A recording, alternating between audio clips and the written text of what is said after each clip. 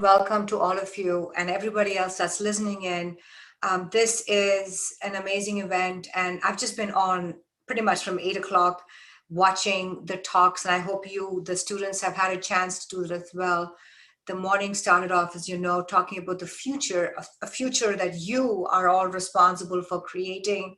So we're super excited that we're finishing this day after being inspired by listening to people who have been working on these innovation and innovative efforts, to listen to you who will be working on these. So I'm sort of excited to be at this end of stuff. Want to just do a couple of things, just give you a level set on what we're going to do right now.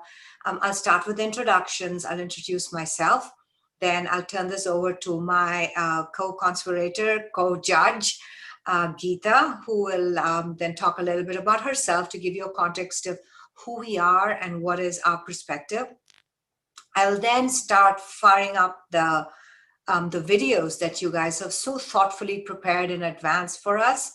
I'll probably start with Siddharth and then work down. And of course, if at that time there are technical problems, because, you know, we can always have technical problems in this world we live in today, then we might need a bit of time. So here's how it'll go. Introductions, videos, and then you got whose ever video it is will be spotlighted, and you will then talk.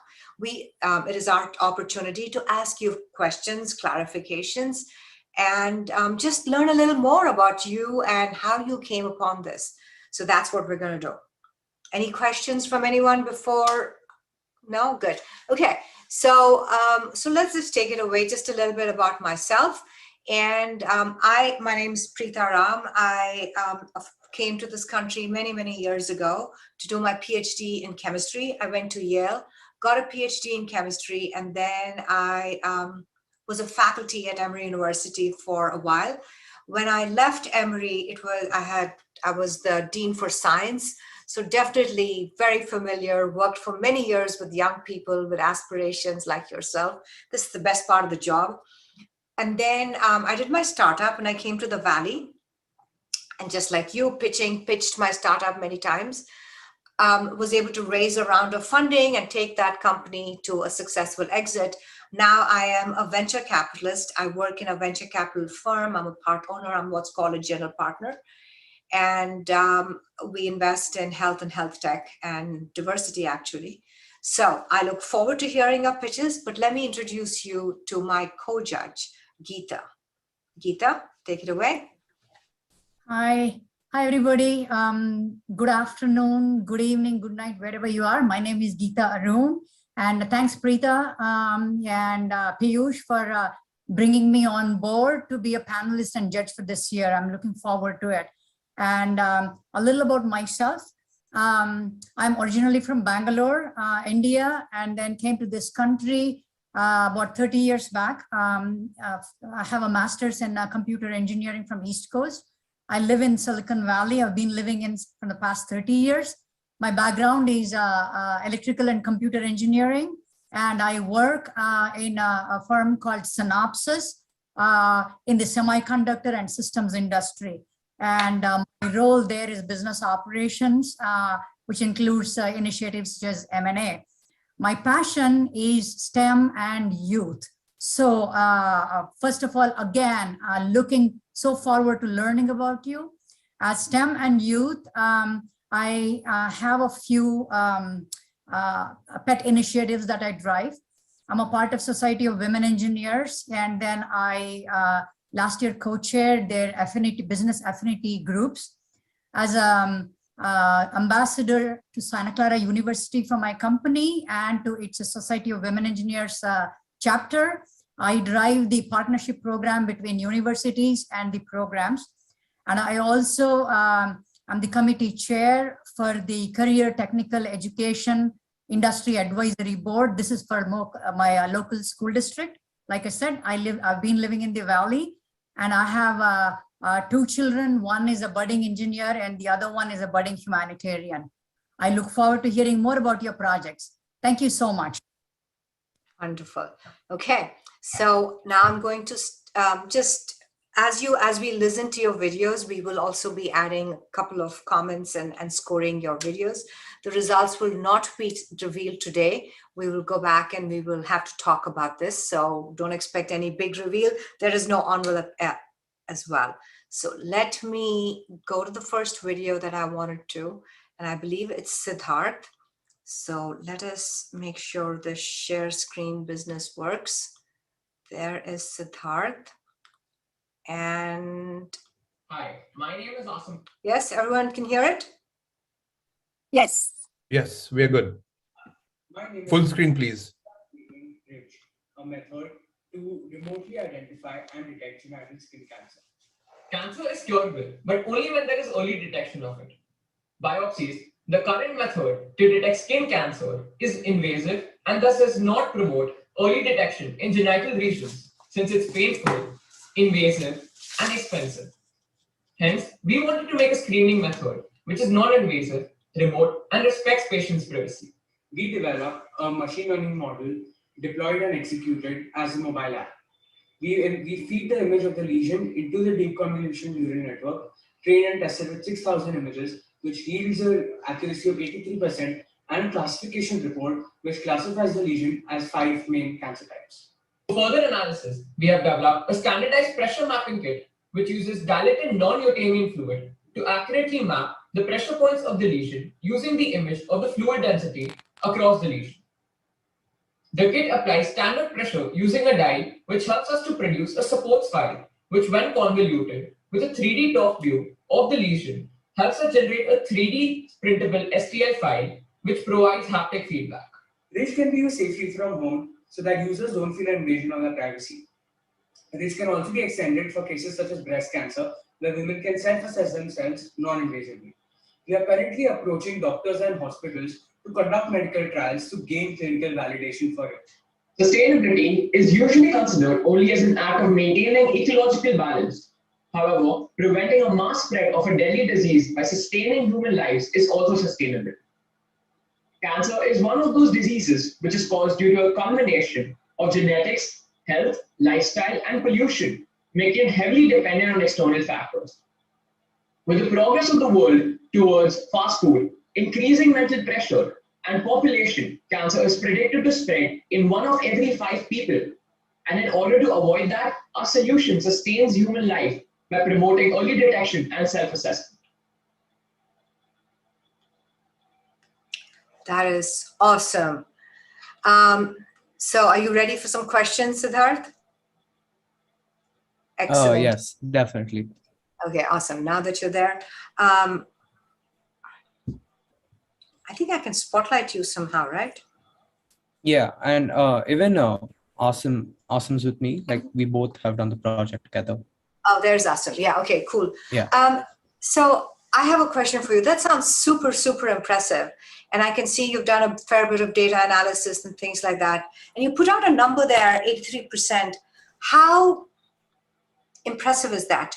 Like when you look at 83%, what is the goal or that, and if have you benchmarked it with some other studies and projects? So give me a context around this 83%. One of you? Yeah, sure. So actually, when it comes to cancer, you always want the highest value possible, right? Because you want to minimize false negatives where you falsely detect a negative skin cancer, even though it is positive. So that's why you want the accuracy to be really high. But we actually, since we're dealing with genital skin cancer, we had a deficiency in our data set because it's very hard to get genital skin cancer images on the internet publicly available. So we were able to scrape around 5,000 images. And with that, we are able to achieve an 83% accuracy. However, now we are working towards developing a 97, 99% accurate model because that's what a successful cancer detecting model would look like.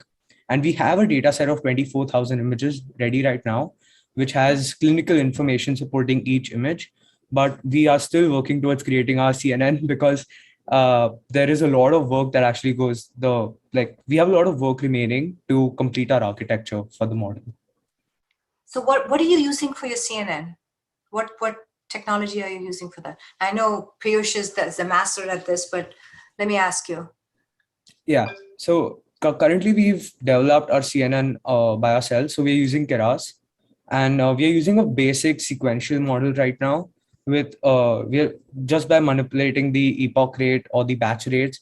And in order to reduce our training times, we have actually increased our epochs and decreased our batch rates.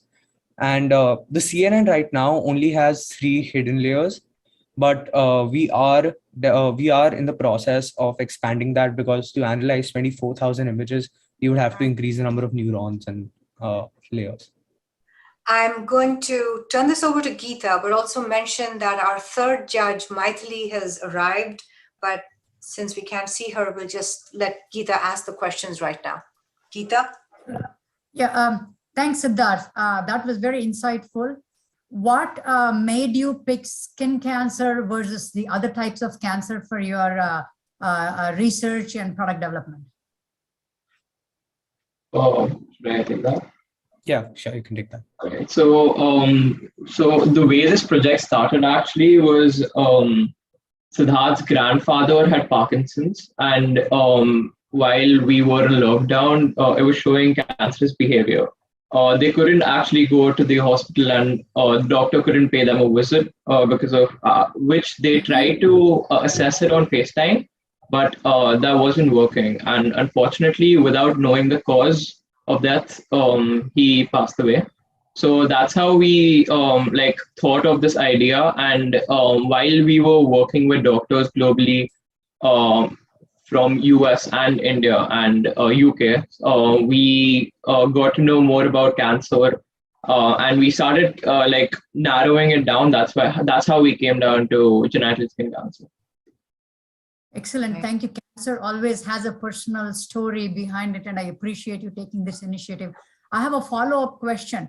Assuming that you have funding available, what do you think is your next say couple of steps to productize this, take it to the greater world? Yeah, so for us right now, our main concern is our pressure mapping model, because that is something that is still in a fledgling state.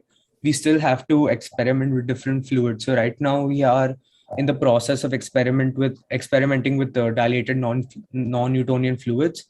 But we are working with professors in IIT who are helping us explore different chemicals, different fluids.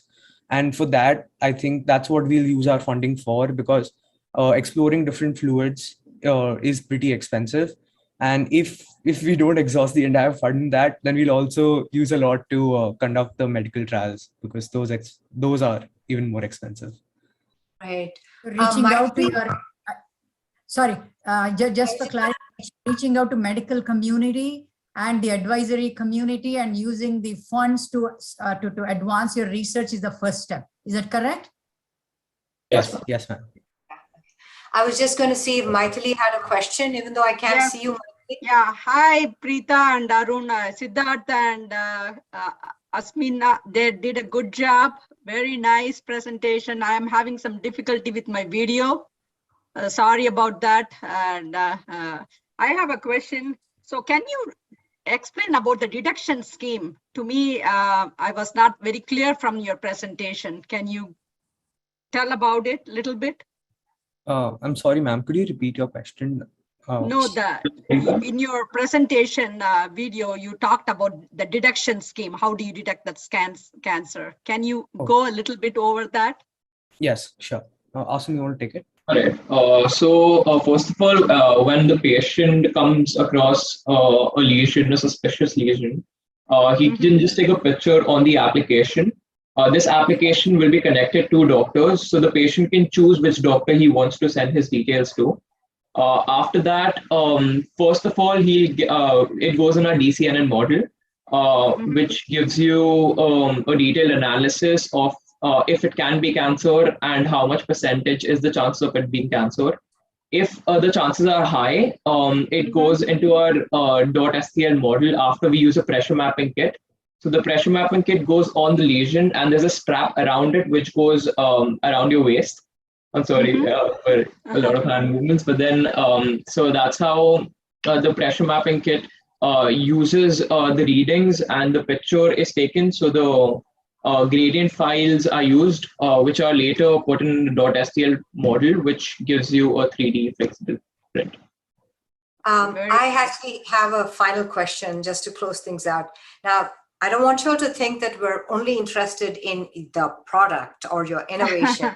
We also want to know a little bit about you. So really briefly, can you tell us where you're from, which grade, and what is your ambition in life? So 3 questions. Asim, you go first. You got the alphabet in your favor. I'm Asim Khan. I'm from Mumbai. We both are from Mumbai. Studying in Jamnabai Nursery International School. We're doing IB currently in the 12th grade. And we both are looking to come to US next year for our further studies. I am looking for a major in business. So that I pass it on to you. Yeah, I'm looking for a major in computer science, and in the future, like my future ambition, I plan to innovate, like just innovate. Be an entrepreneur. Awesome. Great. Yes. I really think we need a round of applause for these people that have started off. It's probably really late at night there. So thank you very much once again on that. And if you would mute, I will play the next video. Thank you. Thank you for having me. Thank you and good night. Let's see.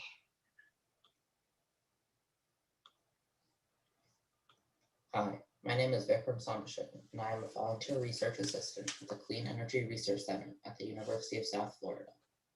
And I am a sophomore at T.R. Robinson High School in Tampa, Florida. My work in the Clean Energy Research Center dealt heavily with PICO technology. PICO technology is the photocatalytic inactivation of bacterial pathogens. It uses light as a catalyst in a reaction which leaves the bacteria ineffective. An important part of this is the oxidation of cell membrane lipids.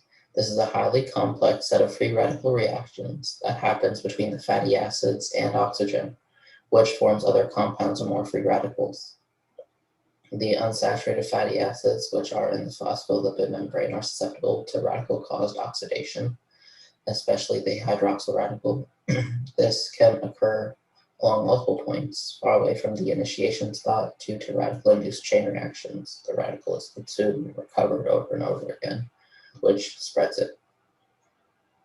During the process of photocatalysis, the catalyst, the hydroxyl radicals are created on a semiconductor, such as the titanium dioxide.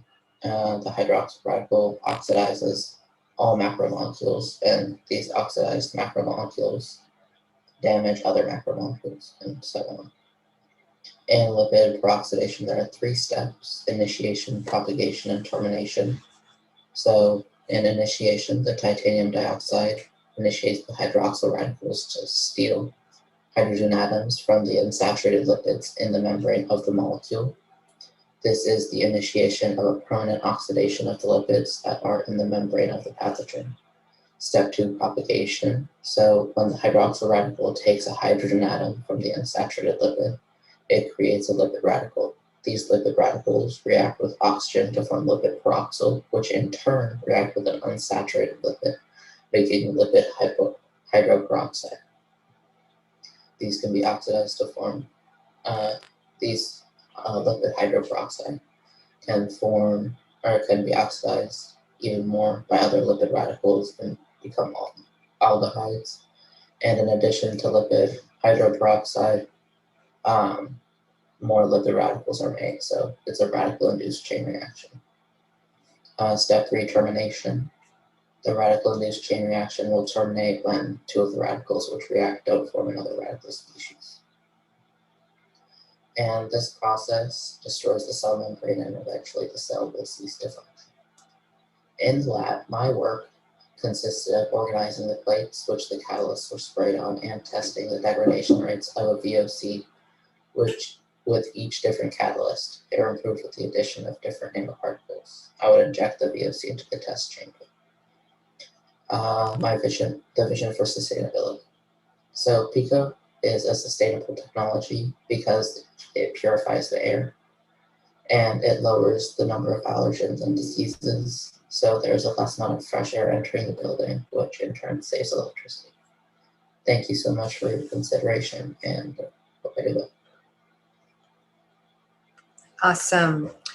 Geeta, you want to go first? Sounds good. Thank you. And do you have any considerations on the scalability of this technology? It is already very scalable. This PICO technology was discovered by Dr. Yogi Goswami, and it's being implemented in molecule air filters as we speak. Okay, I have a follow-up question. So as it scales, what is its filtration capacity? How do you see it degrading, or is there a degradation? There is a degradation of various volatile organic chemicals. I don't have the numbers off the top of my head, obviously, but it works very well. Thank you. Great. Maithili, do you have a question? How is related to the clean energy technology? So as I described in the video, it eliminates pathogens like allergens and diseases. So there's less amount of fresh air entering the building, which in turn saves on electricity. Okay. Good. I have a follow-up question on that. I'm glad you asked that question, Maithili. Now, you talked about the VOCs. So I understand you tested it by, allowing that's volatile oxygen. VOCs would be volatile. I'm thinking. Organic. Tell me, organic compounds. Okay. But did you actually test it with pathogens and other It was tested in like a secure test chamber that monitored temperature and humidity.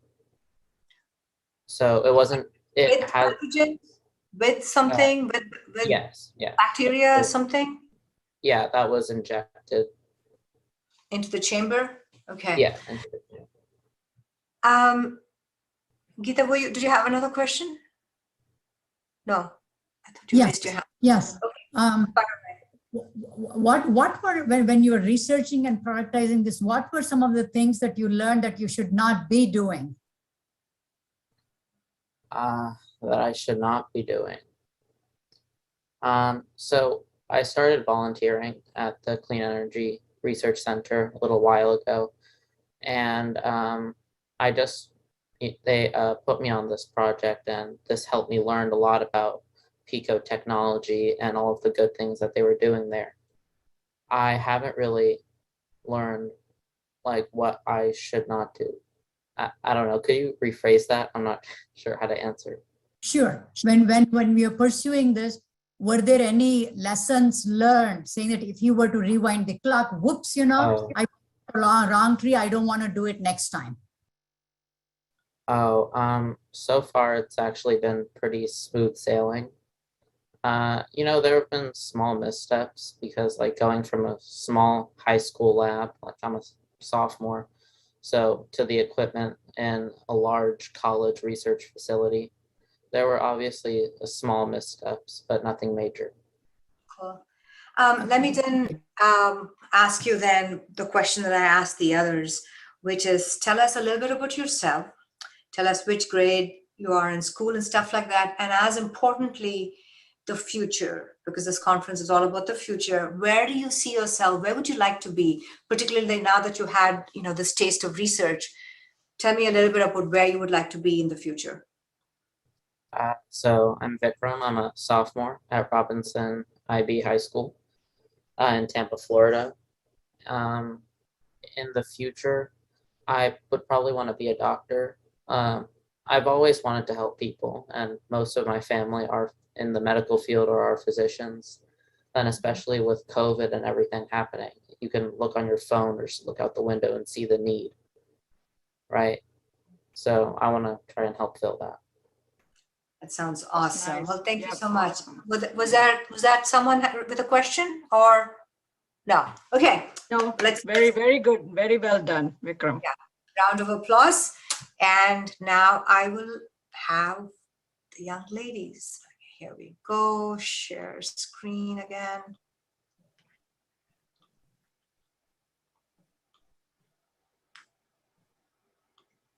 Hi everyone, and thank you for joining me here today. My name is Isha Jagadish, and today I will be presenting to you my project, a multi-step ML-based predictor of Parkinson's disease progression using GWAS, patient symptoms, and gene expression data, and talking about my vision for sustainability through science and engineering. So first, a little bit about me. This year, I'm a junior at Saratoga High School. Some of my hobbies include dancing and playing table tennis, as well as playing the clarinet in the marching band. Regarding science, I'm interested in the areas of genomics, computer science, and neuroscience. Specifically, I'm interested in artificial intelligence and its intersection with healthcare. I've participated in the Synopsis Science Fair in my 8th, 9th, and 10th grade years, which brings me to my project this past year. So to start off, Parkinson's disease, or PD, is a neurodegenerative disease that is common in older patients. It is measured in stages from 1 to 5. Researchers have looked to the human genome to find out what causes the neurodegeneration associated with PD. Current approaches for diagnosing PD include 1, using a patient's genotype, where their genotype is compared to known PD-associated genetic variants from GWAS. 2, by using their RNA sequencing data, where the patient's gene expression and protein synthesis is measured over time. Or 3, by measuring their symptoms. But the problem with any one of these approaches is that they're incomplete. No known prediction method exists that analyzes data from all 3 approaches together. On the other hand, if you use all of these approaches, it is expensive and inconvenient for all patients, which is where my project comes in.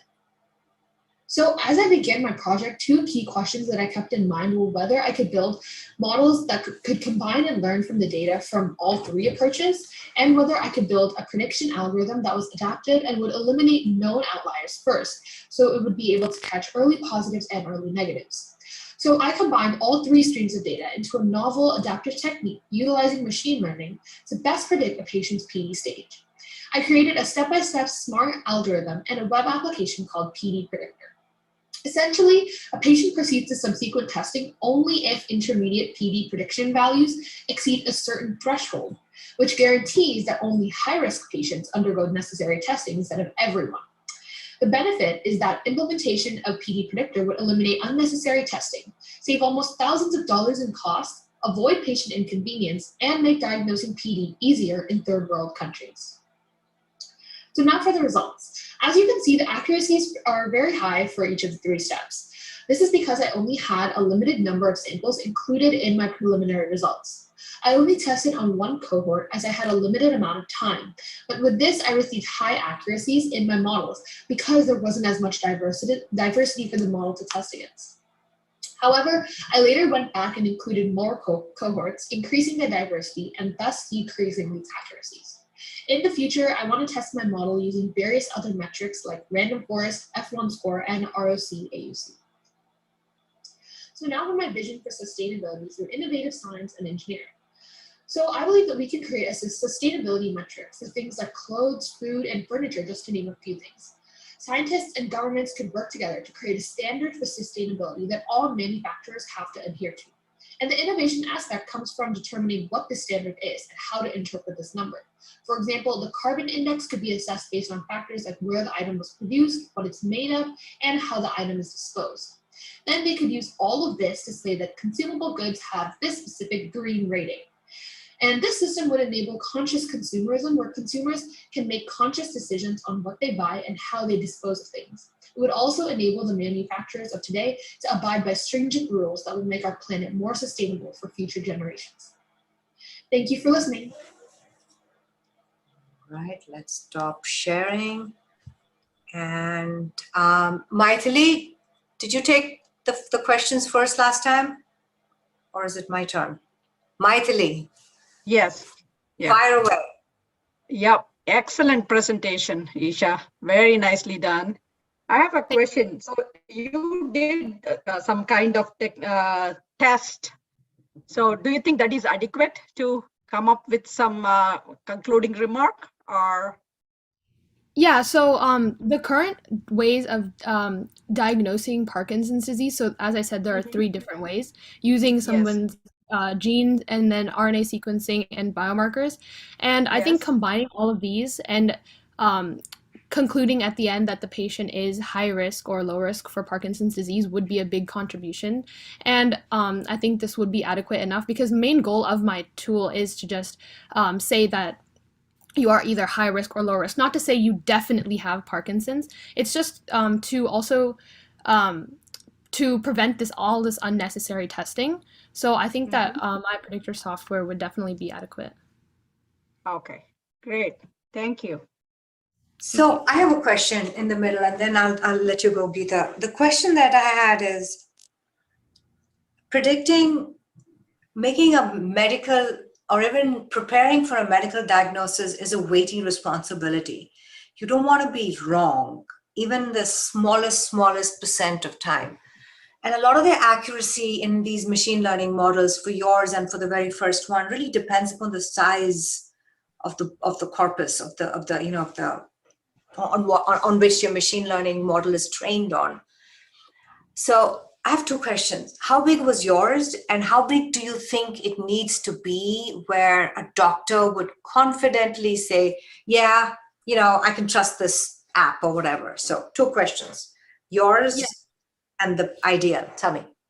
Yeah, thank you for that question. So I think I don't think you can ever really 100% rely on machine learning, to just fully diagnose someone. But I think the whole point of this is to make it easier. I think it would need to be like hundreds of thousands of patients that you would need to, like, data that you would need to train your model on, because, the more the better. But I obviously didn't have access to that amounts of data, which is why, like I said in the video, that's why my accuracies were high. There wasn't too much diversity. But I think just the more data, the better. And that's something that I want to continue working on, and incorporating more data. Okay. Geeta? Very good. Yeah. In your presentation, you touched upon two topics. One is Parkinson's disease and its diagnosis. The second one is the sustainability engineering, including food and so how do you plan to connect them? What is the connection, and how tightly are they connected?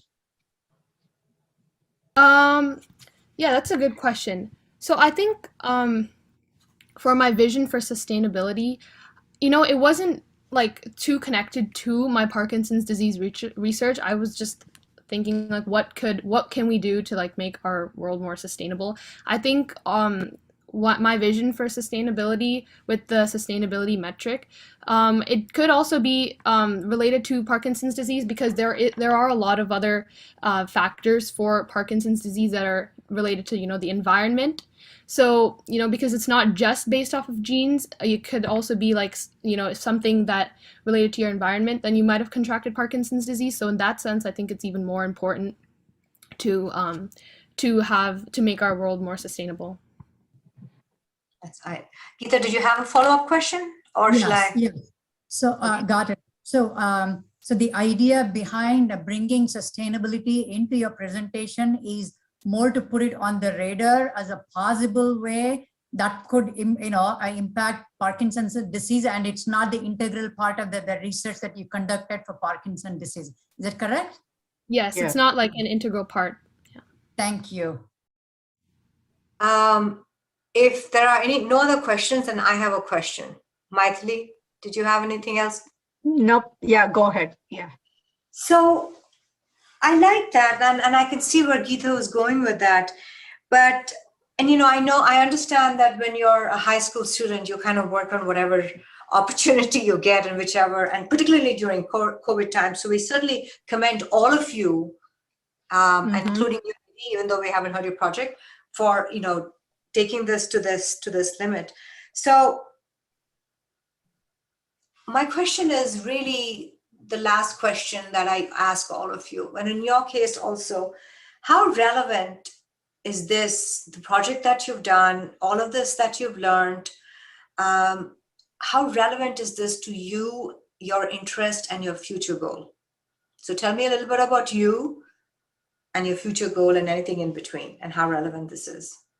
Yeah, that's a great question. So just to start off, I'm Isha, and I'm a junior at Saratoga High School.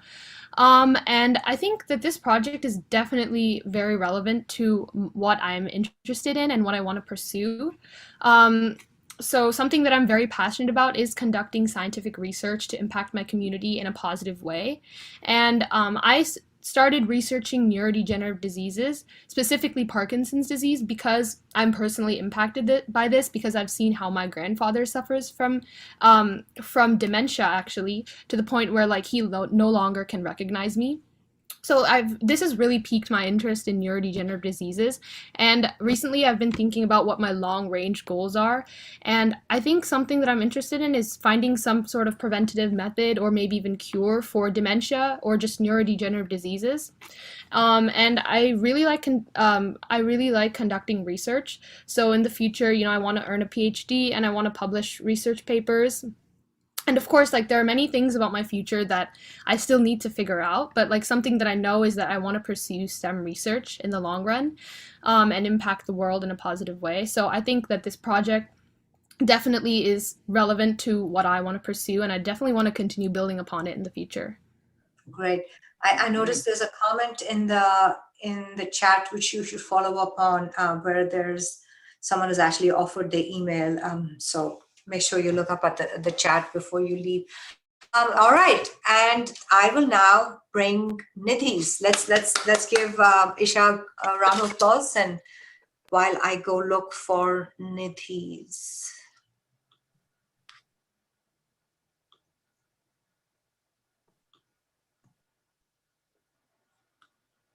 Hi, my name is Nidhi Matihali, and my project is a money reader for the visually impaired. Did you know that there are over 285 million people in the world who are blind, one of which is my grandfather? Due to his extreme anxiety around handling money following his loss of vision, I decided to help him by creating a device to help him be more financially independent. After doing some research, I realized that the only options in the market right now are apps or the iBill, both of which are extremely expensive. I also visited and spent some time with students in the Sri Ramana Maharshi Academy for the Blind in India, who told me that the best way to solve this problem would be to create a cheap, robust, and effective way to read money using a physical prototype. This is because apps on phones are hard to use because of their small screens. I looked into ways to create this device and decided that the best way would be to use a Raspberry Pi, an ESP32 CAN module, and a battery breakout board, which would only result in $25, whereas the iBill is $220 and smartphones are $500. I then created a plan. The first step was to create and improve the machine learning model. The original model was created using TensorFlow and Keras libraries. From there, I tried various different approaches, including the Google Vision API, binary classification, filtering data, KNN feature detection, and transfer learning. These results can be seen on the screen. The code for these various approaches can also be found in the description below. This past year, I also worked towards productizing the device, learning how to CAD and how to solder. As a result, I was able to productize and greatly reduce the size of the ESP CAM module, as well as the Raspberry Pi device itself. Once I had completed these steps, I decided to test my device. So right now we're testing the money reader device. So we turned it on a couple seconds ago and it's waiting for the picture to be taken. So right now, since this take picture script has started, original files have been deleted or URL found, and it's waiting for the camera. So now it's taken the picture and it's downloaded the image, right? So it takes a couple seconds for it to actually identify the bill. Okay, so it's identified this bill as a $10 bill. As you can see, it works on the back as well, and we tested it out and it works in the front. However, we aren't able to share the audio with you since it comes out through headphones only. However, one thing we have discovered is that since we use our own Wi-Fi for this ESP32, or for the Raspberry Pi, and the ESP32 is a Wi-Fi camera that's connected to it, we can easily show you what the ESP32 is looking at. So right now, this is my phone, as you can see. And the ESP32 is streaming from this URL. And this is the $10 bill that we just took a picture of. And this is our money reader device. So as you can see, this ESP32 clearly works with this money reader device, even if it's out in public and not connected to any phone Wi-Fi. Thus, we know that this device works. Hey. Currently, I'm working with the Sri Ramana Maharshi Academy for the Blind in order to ship devices there. We are having a meeting on January 2nd in order to finalize the details of this event. In addition, I have created a nonprofit organization called Helping Vision, aimed at creating and distributing AI technology for the visually impaired in third world countries. Through this organization, we are reaching out to many blind schools in India in order to create a positive impact. Overall, I learned a lot, both technical and life lessons. One of the biggest lessons I realized was that I could write a book on the number of times I failed, but less than a page on the successes. However, both were important. The failures gave me perseverance, and the successes, which felt huge, kept me from giving up. In the future, I hope to continue making a positive impact on the world through technology. Thank you and have a great day. Well, Yeah. what was I doing in summer break when I was in high school? I don't know, but this is all four of these presentations have been really impressive. Yes. So let me take a first shot at that. I like the way you talk about your failures, and it kind of resonates and lines up with Geeta's previous questions.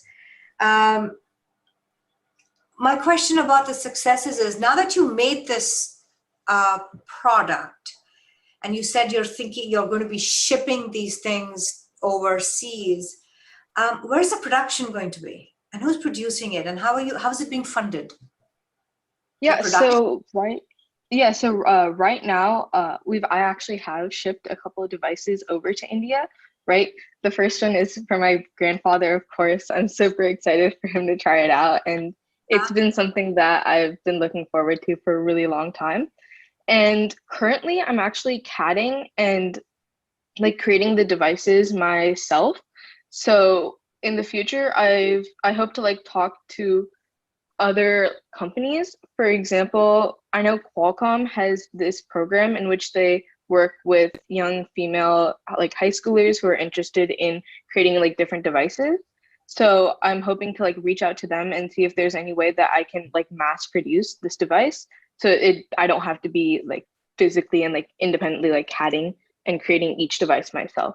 But right now it's still at like its beginning stages of production. So it's in a box and it works. And I don't know if you can see in the video, but like the device itself is very contained.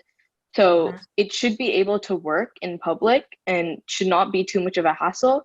But I also understand that it has a lot more work to be done in terms of production before I can actually take it to the next level and mass produce. Thank you. Geeta? Yeah, this is really a cool device. Thank you for the presentation. What are your enhancement ideas? Have you thought about counterfeit notes and also reading coins? So actually, that brings up a good point. I actually reached out to the Shankara Eye Foundation, which is a huge foundation in India for the visually impaired. And they actually emailed me back. I talked with Dr. Kaushik, and he told me that they've developed a product that can identify the like fake versus non-fake or fake currency, right? So they asked if we can probably like work together to see if there's a way that we can combine both of these features.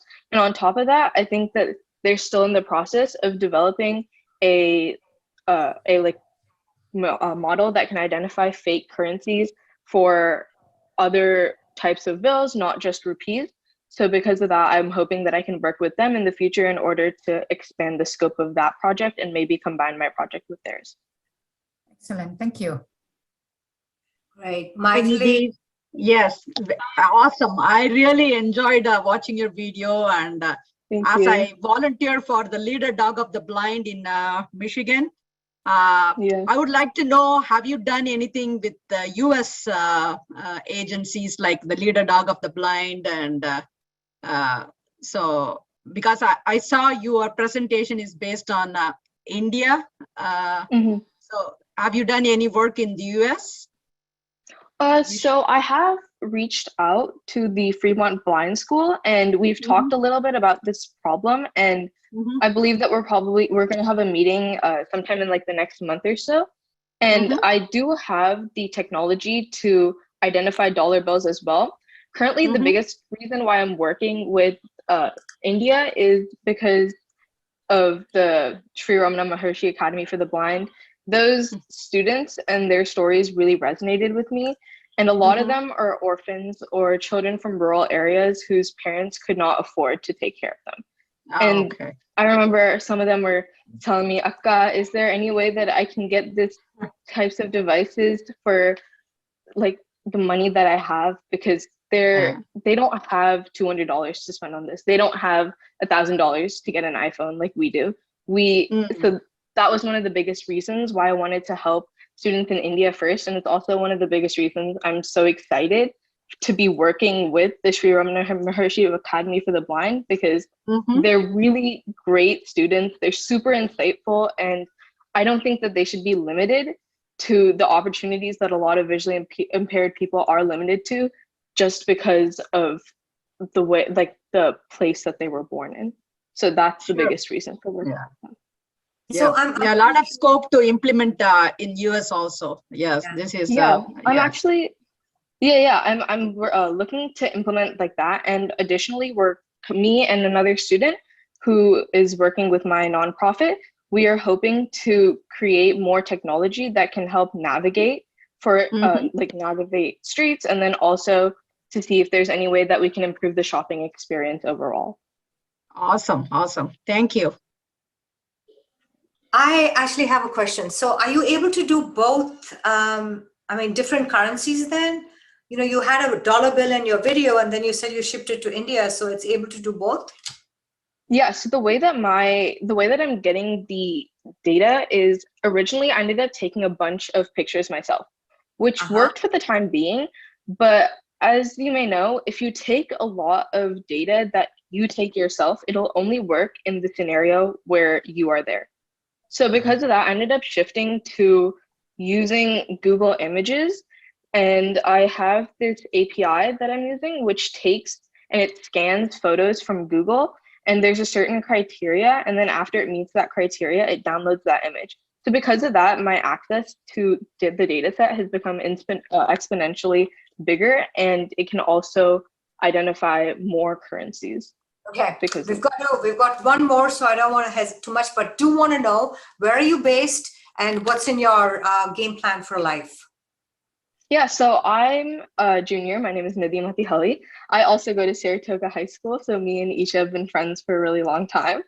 And I think one of my biggest goals for the future is to do research that'll help impact the lives of the visually impaired and the people in need. I think this mainly stems from a lot of the research I've done over summer, where I interned at the Snyder Lab at Stanford University to determine cranial variations between modern and pre-modernized skulls, which will end up actually, and a lot of the findings that we've come across have to do with why sleep apnea is such a big problem now.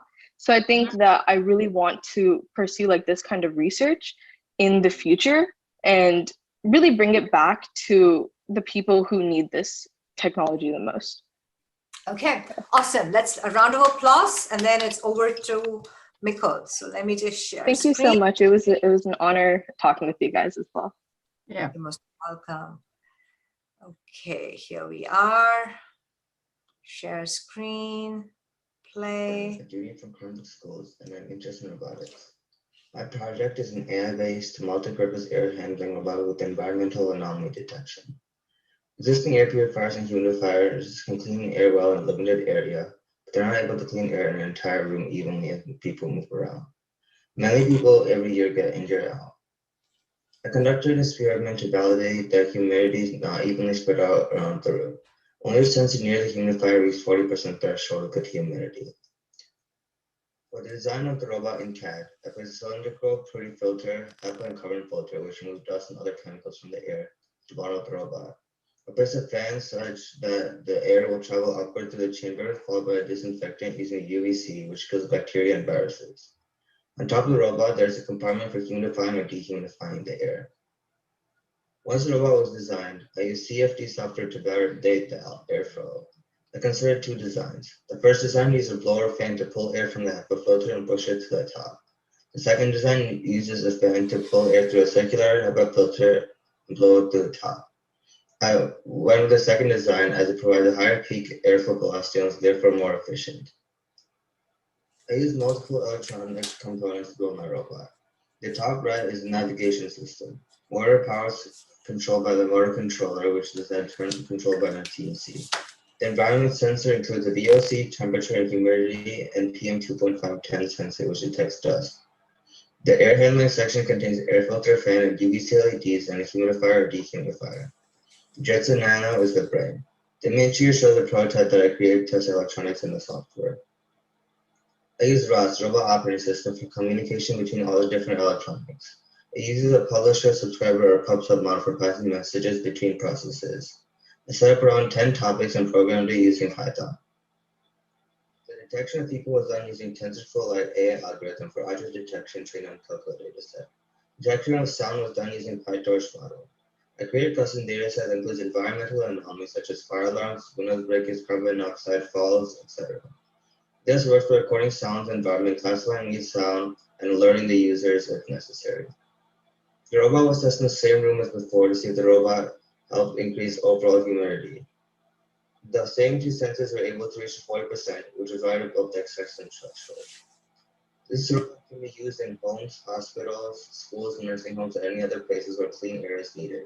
People only have to deal with one device for multiple purposes instead of many devices.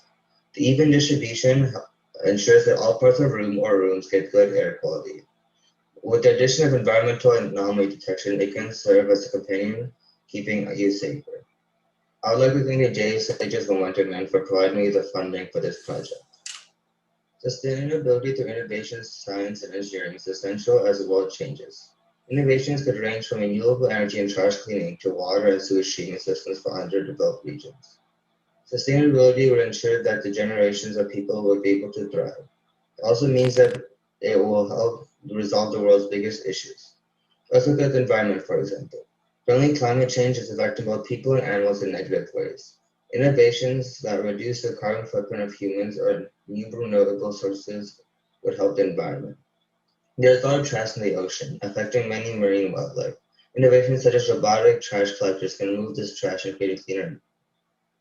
Sustainability of population is also important. Low-cost sewage and water treatment plants would help underdeveloped regions have more efficient and healthier farms would ensure that the world has enough food to eat as the population increases. Innovation, science, and engineering can bring us closer to a better future for everyone. Thank you for watching this video. Well, that's awesome. Excellent. Geeta, would you like to start? Unmute. Yeah. Thank you. Nicole, what was the biggest hurdle that you came up with or you came across when you were doing this project? So for me, it's like, so this is actually my second iteration of this project. The first one was I designed, it was just air quality and humidity, no like anomaly detection. And using what I learned there, because there was a lot of things that went wrong that time, I was able to make a much smoother transition to second version. However, not everything went smoothly again, obviously, because you're still prototyping. So when I was designing this, I was like, because there's different aspects to integrate. I had to integrate the air filter with the fan, the UVC LEDs, and the humidifier as well. So I was spending a long time drawing different things, trying to figure out which design would one look the best so it can be commercialized and as well perform the best. So that's why I came up with those two designs that you see here, and I did CFD analysis to figure out which one would be more efficient design that combines all these processes together in order to create a more efficient design that can do the process necessary, like cleaning the air, as well as house the electronics needed to detect the environmental anomalies. Awesome. Maithili, would you have a question? Yeah, I also had the similar question Geeta asked, but you answered it. Thank you. But very good. We need somebody to step up and clean up. Thank you. That's good. My question is, I've noticed you have put together both hardware and software elements in this project. Mm-hmm. And how was that, learning the hardware elements and the software elements and putting together? Was there either of them that resonated with you in particular more than the other? Yeah, so for me, I did robotics related projects since all my life, since fourth grade, I've been doing robotics. And I usually prefer hardware, But then as like I've been doing robotics more and more, like you can't have hardware without software. If not, it won't go anywhere. And you can't have software without the hardware. If not, something to like make software for, obviously. So that's why I like when I did this project, it's like when you're developing something new, you need to have all aspects of it, both the hardware and then from that software. So right now, like for me, I personally like hardware more. That's why I spend most of my time designing, CADing, building it. But obviously I need to do the software as well. So I had like ROS was actually a new thing that I learned for this project. And since it's also used in robotics, like in the field, I was able to learn that and use that software and as well integrate the AI that I was like, I've been doing it for a little bit, but I use that to help make a more efficient robot as well. That's very impressive. I think we have just enough time for you to tell us a little bit about yourself. Okay, yes. Where, who, and where do you want to be in the future?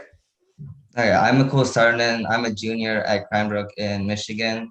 And I like obviously like robotics. I want to continue doing research in robotics, like developing things for where people can use both as like commercially and also like innovations that can help people at home, like individuals. And that's like obviously go to college and then learn more and be able to create products so that in the future we can have more sustainable future as well.